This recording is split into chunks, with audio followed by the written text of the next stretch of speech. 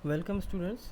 Training and organisational development के आज का जो अपना इस ई लेक्चर का जो सेशन है, इसके अंदर अपन दो टॉपिक डिस्कस करेंगे। वो है पहला इवैल्यूएशन डिज़ाइन और दूसरा है अपना थ्रेट ऑफ वैलिडिटी। तो इवैल्यूएशन डिज़ाइन के रिगार्डिंग जब अपन ने स्टार्टिंग की थी लेक्चर की, तब अपन ने पढ़ा था क्रिक पैट्रिक मॉडल, जिसमें अपन ने 4 लेवल्स पढ़े थे: लर्निंग, रिएक्शन, बिहेवियर और ऑर्गेनाइजेशनल परफॉर्मेंस। उसके बाद हमने देखा कि इवैल्यूएशन डिज़ाइन हमें बनाना है। इवैल्यूएशन डिज़ाइन क्या होता है?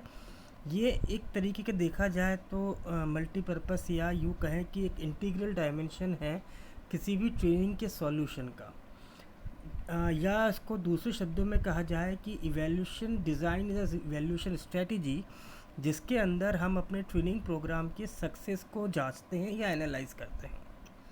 और इस इवैल्यूएशन के पीछे का जो मकसद है वो ये कि हम इस ट्रेनिंग प्रोग्राम को कराने के बाद क्या हमारी ऑर्गेनाइजेशन इन ऑब्जेक्टिव्स को अचीव कर सकती है या नहीं कर पाएगी।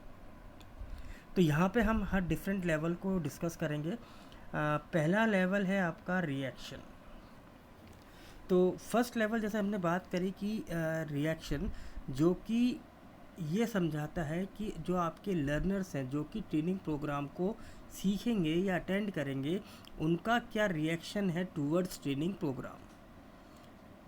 ऑब्वियस सी बात है कि ऑर्गेनाइजेशन जो है वो चाहती हैं कि इन पे जब एम्प्लॉयज़ ट्रेनिंग प्रोग्राम्स को अटेंड करें तो उनको एक यूँ कहें कि एक अच्छा एक्सपीरियंस मालूम चले, जहाँ पे उनको लगे कि इस ट्रेनिंग प्रोग्राम में हमें कुछ नॉलेज मिली है, हमारी स्किल्स इन्हेंस हुई है, और इसके अलावा वो अपनी जॉब रेस्पॉन्सिबिलिटीज़ को भी समझने की कोशिश करें। तो एक एल&डी जो स्पेशलिस्ट है, उन्होंने कहा कि नॉर्मली इवैल्यूएशन करने के लिए हम लोग क्या है, कुछ सर्वे कर सकते हैं। सर्वे क्या है? It's a part of questionnaire, जिसके अंदर हम अपने उन एम्प्लॉयज़ या उन लर्नर्स से एक क्वेश्चनायर की फॉर्म में उनके इस ओवरऑल एक्सपीरियंस को एनालाइज कर सकते हैं। तो उन्होंने कहा कि हम इसमें लीकट स्केल का यूज़ कर सकते हैं और इसमें ओपन एंडेड और क्लोज एंडेड दोनों तरीके का क्वेश्चन हम यूज़ कर सकेंगे। तो जैसे हमने कुछ एग्जांपल्स में इसमें हम देख रहे हैं, इसके साथ लिखा है क्वेश्चंस के, जैसे क्या आप अपने एंटायर ट्रेनिंग में थ्रू आउट एक्सपीरियंस आपको रहा कि हाँ आप लर्निंग करते रहे? क्या आपकी जो नीड है, रिक्वायरमेंट है जिसके लिए आप ट्रेनिंग प्रोग्राम में अटेंड करने आए हैं, क्या वो नीड फुलफ़िल हुई नहीं हुई? क्या आपके जो मेंटर्स थे जिन्होंने ट्रेनिंग प्रोग्राम ऑर्गेनाइज़ कराया, क्या वो प्रॉपरली इसको एग्जीक्यूट कर पा रहे थे? क्या आपको लगता है कि जो आपके न्यू रिक्रूटमेंट होगी उनको भी ये ट्रेनिंग प्रोग्राम अटेंड करनी चाहिए? और ओवरऑल आपको लगता है कि अपना कॉन्फिडेंस आपका बढ़ा नहीं बढ़ा? तो उन्होंने एल&डी स्पेशलिस्ट ने इन तरह के 4-5 सवालों को कहा कि ये हम पॉजिटिवली पूछ सकते हैं अपने एम्प्लॉयज़ से regarding the reaction, find out the reaction अपने एम्प्लॉयज़ का हम देख सकते हैं। तो इसमें अगर हम देख रहे हैं, हम ये देख रहे हैं कि जो हमारा फर्स्ट लेवल आता है रिएक्शन, ये बेसिकली क्या है कि एम्प्लॉयज़ का ओवरऑल एक्सपीरियंस है, जैसे हमने पहले भी बात करी। तो जो सीनियर एग्जीक्यूटिव्स होते हैं वो कई बार इररेलेवेंट या फीडबैक की कोशिश करते देखे गए हैं। क्यों? क्योंकि उनको लगता है कि कहीं ऐसा ना हो कि जो लर्नर सीख रहे हैं वो थोड़ा सा उनसे ज़्यादा स्मार्ट हो जाए या नॉलेज उनकी ज़्यादा इन्हेंस हो जाए, तो थोड़ा सा इररेलेवेंस को फीडबैक कई बार देखा गया है। बट ये कुछ ही केसेस में है, रियलिटी में ऐसा नहीं होता है। And they are right, especially when the questions and feedback are disconnected from the broader business goals. तो यदि आपके सुपरवाइजर्स आपकी ट्रेनिंग प्रोग्राम से रिलेट करते हुए क्वेश्चंस पूछते हैं तो फीडबैक हमें प्रॉपर मिलता है रिगार्डिंग द ट्रेनिंग प्रोग्राम। पर यदि वो आपके बिजनेस गोल्स और ट्रेनिंग प्रोग्राम से रिलेट करते हुए नहीं होते तो थोड़ा सा क्वेश्चंस क्या है, इररेलेवेंस की तरफ चले जाते हैं।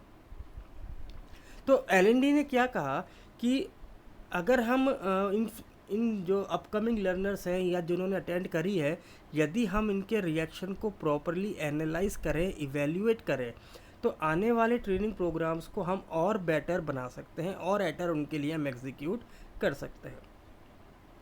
तो एल&डी स्पेशलिस्ट ने इसी बात को उन्होंने ध्यान दिया कि किसी भी ट्रेनिंग प्रोग्राम की सक्सेसफुल के लिए ज़रूरी है कि आप ये रिएक्शन जो फर्स्ट लेवल है उसको आप प्रॉपरली एनालाइज करिए और डेटास को प्रॉपरली कलेक्ट करिए। दूसरा आता है आपका लर्निंग।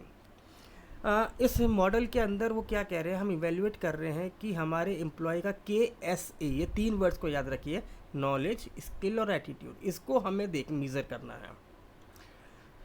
जो लर्नर्स हैं उन्होंने इन 3 चीज़ों के रिगार्डिंग क्या एक्वायर किया, what do the learners know, उनको क्या मालूम चला, क्या उनको फील हुआ आफ्टर ट्रेनिंग, और क्या ये ट्रेनिंग प्रोग्राम इनकी एम्प्लॉयज़ के KSA से रिलेट कर रहा था या नहीं।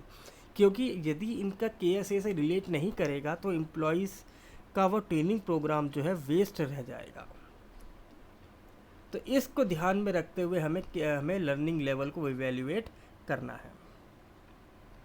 तीसरा आता है आपका बिहेवियर। बिहेवियर क्या कहता है, L&D स्पेशलिस्ट ने कहा कि जब हम लर्नर्स के बारे में बात कर रहे हैं आफ्टर रिएक्शन और आफ्टर लर्निंग KSA, थर्ड जो इम्पोर्टेंट लेवल आता है वो आता है आपका बिहेवियर, कि overall behaviour towards learning training programme कैसा था। क्योंकि बिहेवियरल क्या है कि एक एटीट्यूड और बिहेवियर को डेवलप होने में समय लगता है और सडनली बिहेवियर चेंज भी हो जाता है। मान लीजिए फर्स्ट डे ट्रेनिंग प्रोग्राम बहुत अच्छा था तो उनका पॉजिटिव एटीट्यूड जा रहा था, बिहेवियर जो था बहुत पॉजिटिव हो रहा था, लर्निंग की उनकी एक्सपेक्टेशन थी। But second day due to some circumstances, मान लीजिए कुछ भी प्रॉब्लम मान लीजिए, तो उसका बिहेवियर, उसको लर्निंग में नहीं हो रही उसकी लर्निंग, तो वो क्या करेगा, उसका बिहेवियर सडनली वहाँ चेंज हो जाएगा। ऐसा ही सेकंड की तरह third day, fourth day, fifth day, जब तक ट्रेनिंग प्रोग्राम कंप्लीट नहीं हो रहा तो ओवरऑल क्या होगा, ट्रेनिंग प्रोग्राम का बिहेवियर उसका नेगेटिव चला जाएगा। तो हमें बिहेवियर को भी इसमें क्या करना है, एनालाइज करना है। फिर आता है आपका रिजल्ट, फोर्थ लेवल है आपका रिजल्ट। एंटायर इन 3 लेवल के बाद आता है सबसे इम्पॉर्टेंट रिजल्ट। क्या इस ट्रेनिंग प्रोग्राम के बाद जो आपके लर्नर्स हैं, एम्प्लॉयज़ हैं, क्या वो आउटकम प्रोड्यूस करेंगे जिस पर्पस के लिए उनको हमने ट्रेनिंग प्रोग्राम अटेंड करवाया था। तो यही उन्होंने कहा, क्योंकि मैं आपको बता दूं, L&D स्पेशलिस्ट के अनुसार रिज़ल्ट ही वो लेवल है जिसके बेसिस पे हम इस ट्रेनिंग प्रोग्राम का, एक टर्मिनोलॉजी होती है रिटर्न ऑन इन्वेस्टमेंट, ROI, ये हम कैलकुलेट करते हैं। तो इसमें ROI के साथ साथ ROE यानी रिटर्न ऑन एक्सपेक्टेशन, ये भी हम इस रिज़ल्ट के बेसिस पे ही जांच सकते हैं या एनालाइज कर सकते हैं।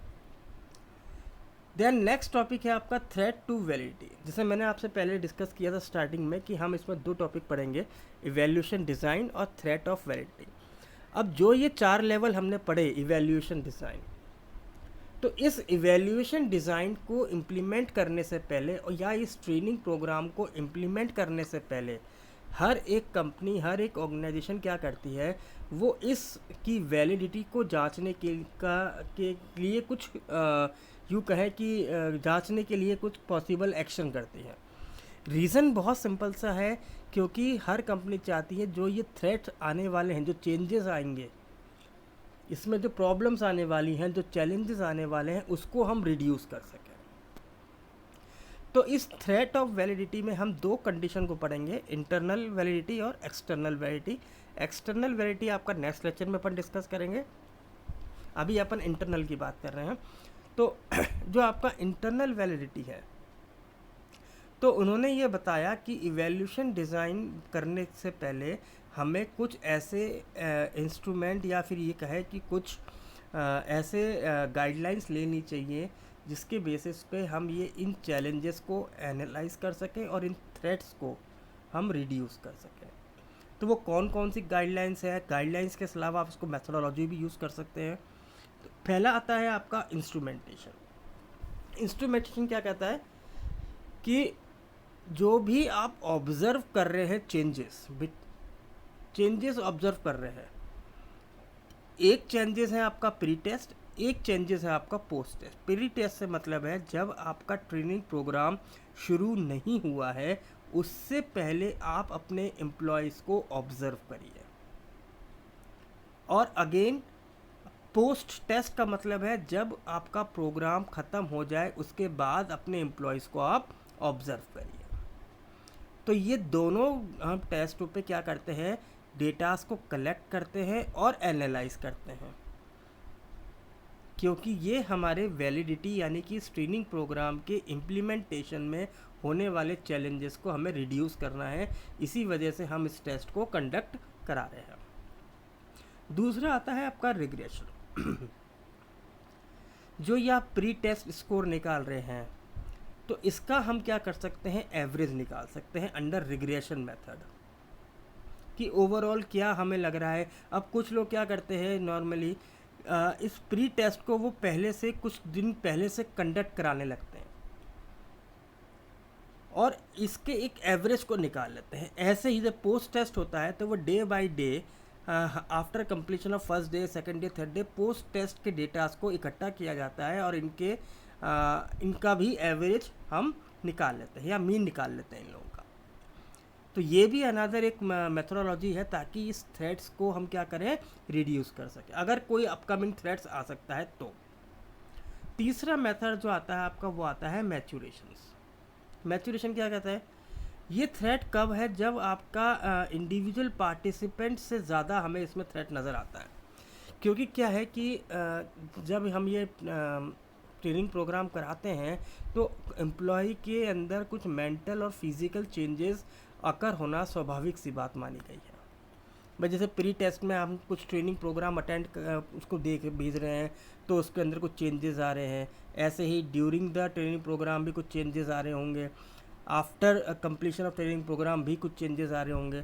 तो इस अंडर दिस मेथोडोलॉजी हम क्या करते हैं, हर इंडिविजुअल पार्टिसिपेंट के चेंजेस को हम रिकॉर्ड करते हैं या डेटास को कलेक्ट करते हैं। देन फोर्थ मेथड आता है आपका टेस्टिंग। टेस्टिंग क्या कहता है कि